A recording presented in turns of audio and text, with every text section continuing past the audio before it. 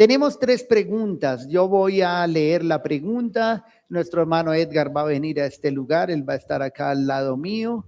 Es decir, yo voy a moderar. Si ustedes de pronto tienen alguna inquietud en relación a lo que el hermano ha respondido en relación al mismo texto, si se abre una inquietud más, pues ustedes levantan la mano y con mucho gusto les damos la palabra. Alguien me iba a ayudar con el micrófono en caso de que hayan preguntas, entonces Jessica nos va a ayudar con el micrófono en caso de que hayan más después de haber solucionado estas 3 o dado la respuesta correspondiente. La primera que han enviado dice así: según Deuteronomio capítulo 6, debían memorizar la ley y enseñarla a los hijos, pero el pueblo no tenía copia de la ley en sus casas.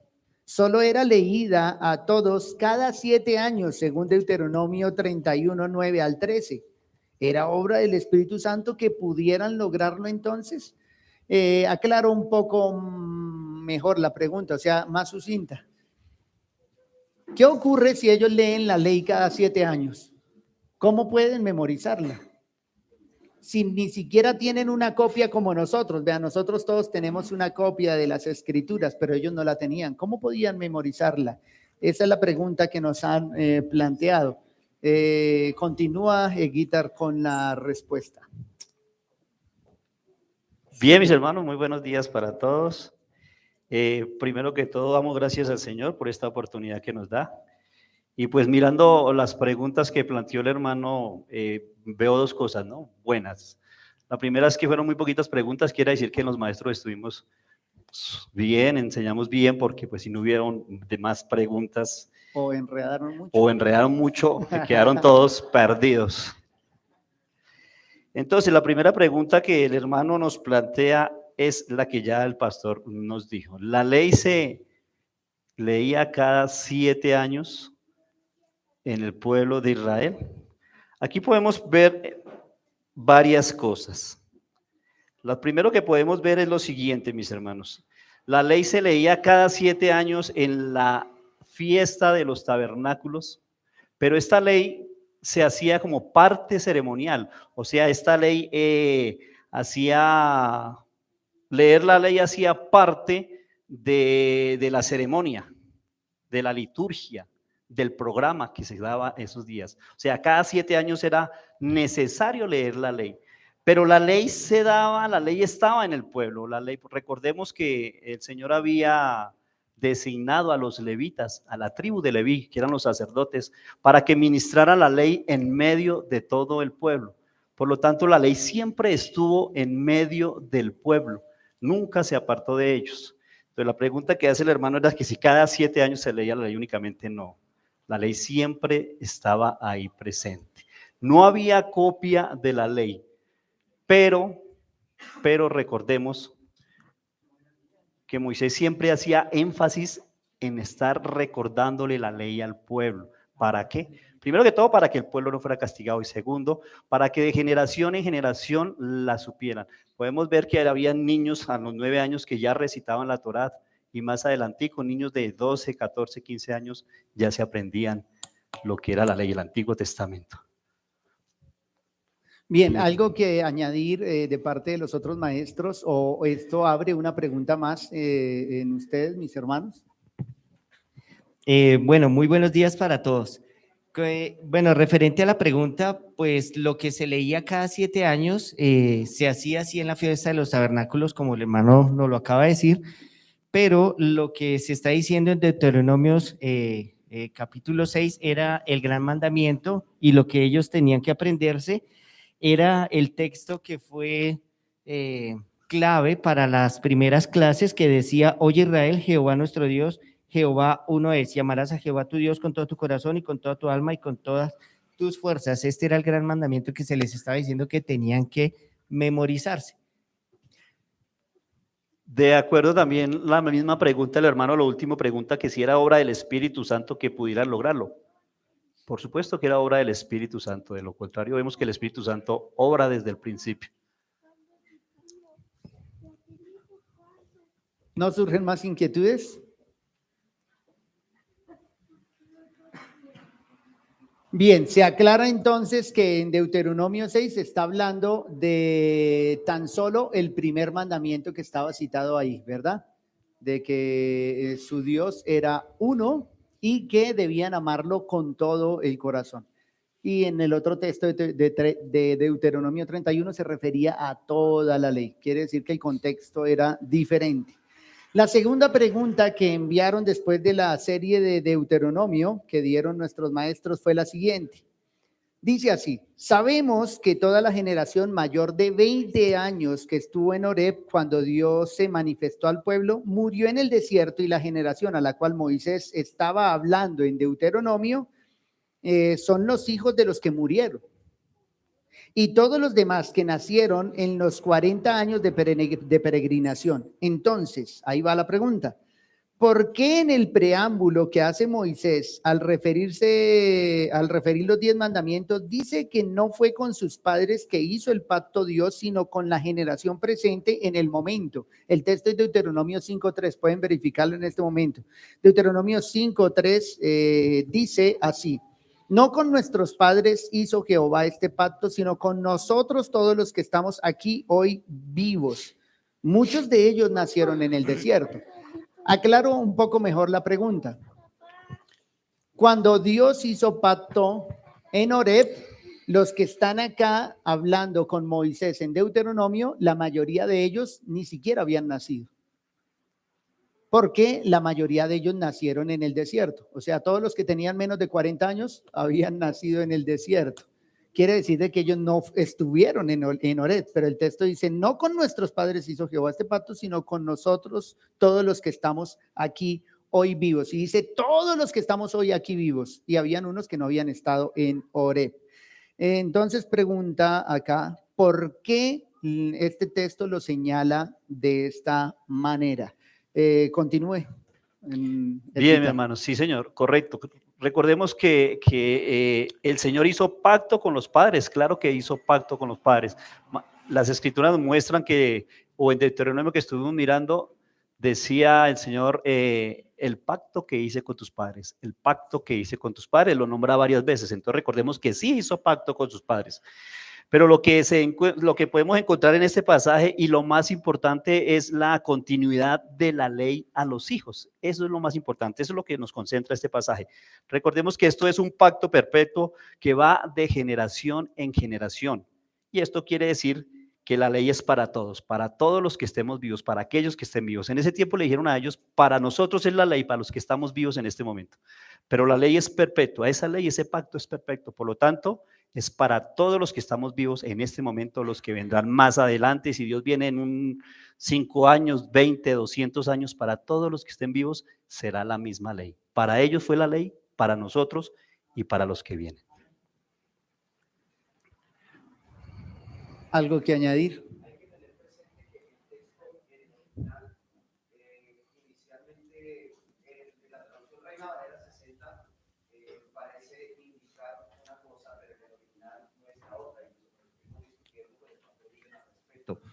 Una de las cosas que no debemos desconocer es los padres inmediatos de los israelitas, pero también el pacto abrahámico, porque recuerde que hay una unidad orgánica entre pacto y pacto. Dios no hace el pacto en Sinaí con Abraham, Isaac y Jacob, sino lo hace con sus padres.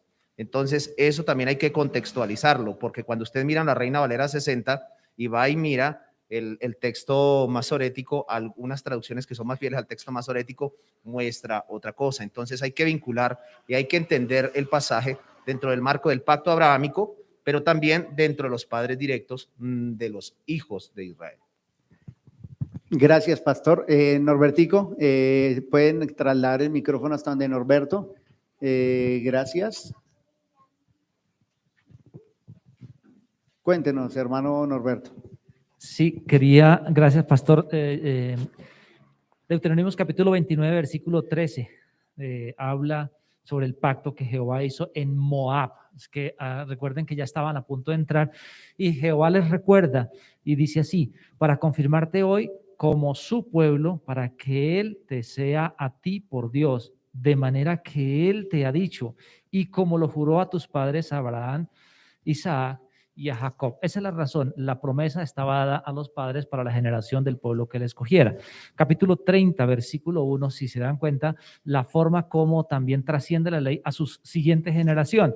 Y dice, sucederá que cuando haya venido sobre ti todas estas bendiciones, todas estas cosas, la bendición y la maldición que he puesto delante de ti, y te arrepintieres. Fíjese que ahí está hablando, a pesar de que le está diciendo de ti, está hablando de la siguiente generación. O sea, está hablando de que cuando iban o fueran llevados cautivos, no eran ellos, eran sus futuras generaciones. Entonces, si la ley trasciende, es correcto. Gracias, Norbertico. Ese es el mensaje esencial del pasaje, que la ley tiene una continuidad para todos los hijos y para todos aquellos que están vivos, porque el texto de verdad es un gran reto. Nosotros estuvimos hablando con el pastor John un buen tiempo acerca de este pasaje. Si ustedes lo miran al inicio, el 5.3, esperen que acá el maestro nos está corriendo el texto. Dice, no con nuestros padres hizo Jehová este pacto. Y pues hay que ser sensatos en que estamos hablando con los hijos de los que habían muerto en el desierto. Y Dios sí había hecho ese pacto con los padres de ellos. Por lo tanto, se facilita pensar, hay una interpretación muy probable que se refiere a los padres o a los patriarcas, a Abraham, a Isaac y a Jacob, que no estuvieron en Horeb. No obstante, el mensaje esencial del texto es que la ley tiene una continuidad para todos los hijos o para todos aquellos que están vivos, aún para la iglesia, porque aunque nosotros no cumplimos la ley para ser salvos, con todo la gracia nos enseña a vivir santa y piadosamente. Y vivir santa y piadosamente es vivir guardando la palabra de Dios. Entonces, no por obras. En realidad no somos salvos por obras, pero todo aquel que es salvo, su fe se muestra en sus obras. El texto es tan complejo que todos los comentaristas están separados en opinión y aún las traducciones bíblicas. Unas traducen de una manera, otras traducen de otra. Por eso no hay que enredarnos con si eran los padres los patriarcas o los padres los que murieron en el desierto, porque el mensaje sí es claro. La ley es para todos los que están vivos, para todos los hijos. Tenemos una tercera pregunta, Edgar. A ver si se me perdió por acá. Dice acá, buenos días, hermano, Dios lo bendiga. Primera pregunta, primera, a mí me llegaron al contrario. Deuteronomio. Según Deuteronomio 1:22, dice Moisés que el pueblo pidió que enviara espías, pero en Números 13:1 y 2 dice que Dios mandó a Moisés que enviara a los espías. La pregunta, ¿fue el pueblo o fue Dios quien tuvo la iniciativa de enviar los espías o hay una contradicción? Muchas gracias. Hermano Edgar. Bien, mi hermano, permítame leer esos dos textos para que podamos compararlos. Dice el hermano que Deuteronomio 1:22 dice así: y viniste a mí todos vosotros y dijisteis, el pueblo a Moisés, envíanos varones delante de nosotros que nos reconozcan la tierra y a su regreso nos traigan razón del camino por donde hemos de subir y de las ciudades a donde hemos de llegar. Ahí el pueblo está pidiéndole a Moisés que envíen espías para mirar la tierra. Y en Números capítulo 13, versículo 1 y 2 dice así: y Jehová habló a Moisés diciendo, envía tú hombres que reconozcan la tierra de Canaán, la cual yo doy a los hijos de Israel de cada tribu. Entonces aquí Dios está mandando a Moisés a que envíe los espías. La pregunta puntual es la siguiente: ¿fue el pueblo o fue Dios quien tuvo la iniciativa de enviar los espías? Según lo que vimos en las escrituras, fue el pueblo el que tuvo la iniciativa de enviar a los espías. Fue el pueblo. Pero es Dios quien escucha esta súplica, esta petición, la toma y ordena a Moisés que los envíe. Ahí vemos el poder de Dios, ¿no? Ahí vemos lo que hemos estado viendo los miércoles. Decreto de Dios, vemos la soberanía de Dios. Entonces la respuesta es que el pueblo sí fue el que tomó la iniciativa, pero es Dios quien acoge la propuesta y manda a Moisés a que envíe los espías.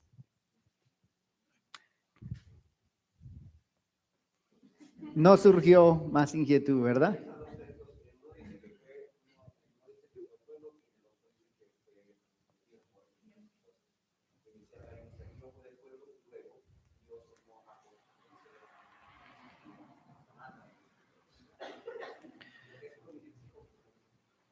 Providencia y concurrencia. Ahora pronto en escuelas dominicales, digo yo, en los estudios de los miércoles vamos a llegar a providencia. Estamos a 2 doctrinas de hablar de la providencia de Dios y claro, de la concurrencia también.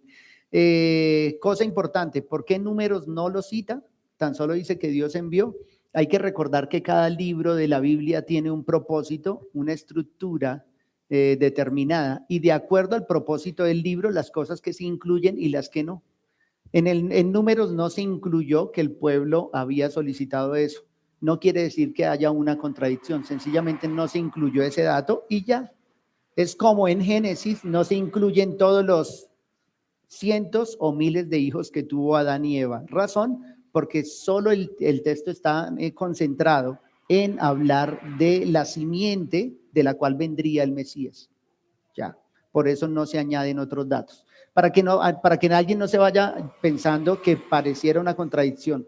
Los textos omiten de acuerdo al propósito del libro. ¿Algo más que añadir, Edgar? No, señor. Hubo una pregunta más que no estuvo escrita. Viene de parte de Karen. Las anteriores venían del hermano Rafael, que sé que también estaba escuchando del otro lado. Karen Martínez preguntó, ¿cuál es el propósito o por qué razón Moisés no pasó al otro lado? Y a esto se le añade una cosa. ¿Por qué él muere antes de pasar el Jordán y su cuerpo no fue hallado? ¿Por qué no se encontró su cuerpo? ¿Por qué Dios mismo tuvo que enterrarlo? Esta fue la pregunta que nos hizo nuestra hermana. No sé si quieren empezar Edgar o Norberto, que lo veo allá. Bueno, yo comienzo, sí, hermano. Bueno, primero, ¿por qué Moisés no pasó? Por lo que vimos, la desobediencia. El Señor le dijo, por haber desobedecido, tendría que morir junto con el pueblo en el desierto. Por eso no pasó. Segundo, ¿por qué el cuerpo de Moisés no se sabe su sepultura hasta el día de hoy, dice las Escrituras? Bueno, recordemos que el pueblo de Israel, donde llegaba todas esas tribus, eran paganas, idólatras, idolatraban cualquier cosa y tenía cualquier cantidad de dioses. Por lo tanto, si sabían dónde quedaba el cuerpo de Moisés, el pueblo de Israel iba a adorarlo, iban a hacerle rituales, iban a hacerle sacrificios.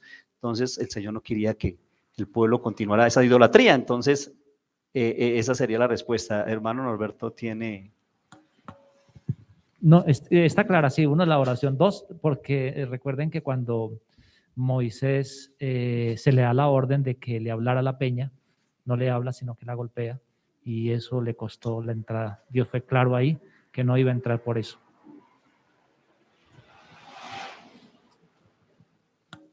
¿Algo que añadir o preguntar? Nosotros habíamos estado hablando con Edgar la semana precisamente hace 8 días, porque esta pregunta surgió después de que había terminado la clase. Y claramente el texto nos señala la desobediencia de Moisés, pero sin embargo ahí hay una figura también del Evangelio y de Cristo. Y es que si Moisés no muere, el pueblo no podía pasar el Jordán o no podía poseer la tierra. ¿Por qué razón? Porque él había sido juzgado y debía quedarse muerto en ese lugar. No podía pasar al otro lado. Entonces él tenía que morir para que el pueblo pudiera pasar a obtener la herencia. Eso en cierta medida está prefigurando, está señalando a la obra de nuestro Señor Jesucristo. Él debía morir para que todo su pueblo pudiera tener la herencia. Sin la muerte de Cristo no es posible heredar el reino de los cielos. Quiere decir de que ahí hay un tipo de figura de Cristo y de su muerte también. El cuerpo de Moisés no fue hallado, el de Cristo tampoco, porque Cristo resucitó. Cristo ha resucitado. Entonces quería señalar solo esa, no es precisamente una tipología, esa figura que tenemos del Evangelio.